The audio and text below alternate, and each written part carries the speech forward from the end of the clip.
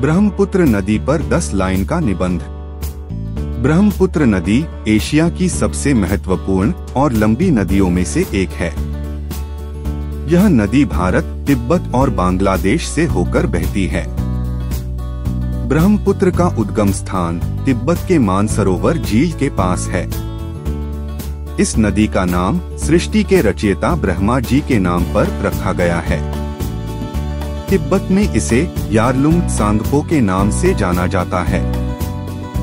ब्रह्मपुत्र की कुल लंबाई लगभग 2900 किलोमीटर है। पद्मा नदी से संगम के बाद इनकी संयुक्त धारा को मेघना कहा जाता है। ब्रह्मपुत्र केवल एक जलधारा ही नहीं बल्कि भारतीय संस्कृति और जीवन शैली का प्रतीक भी है।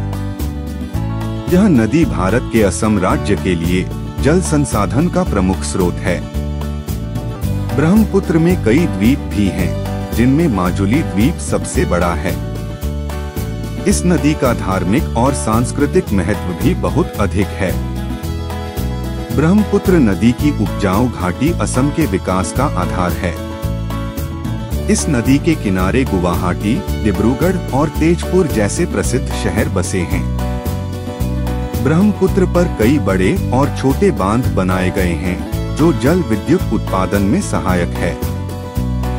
नदी में कई प्रकार की मछलियां, कछुए, डॉल्फिन और अन्य जलीय जीव पाए जाते हैं। नदी के किनारे काजीरंगा और मानस जैसे राष्ट्रीय वन्यजीव अभयारण्य स्थित हैं। निष्कर्ष: ब्रह्मपुत्र नदी भारत और बांग्लादेश के लिए एक महत्वपूर्ण नदी है, जो असम राज्य और इसके आसपास के क्षेत्रों को पोषित करती है। इस नदी का ऐतिहासिक, सांस्कृतिक और आर्थिक महत्व अत्यधिक है। प्राकृतिक संसाधनों और जैव विविधता से भरपूर ब्रह्मपुत्र नदी का संरक्षण आवश्यक है, ताकि यह आने वाली पीढ़ियों के लिए भी इसी तरह लाभकारी बनी रहे। Like, comment and subscribe.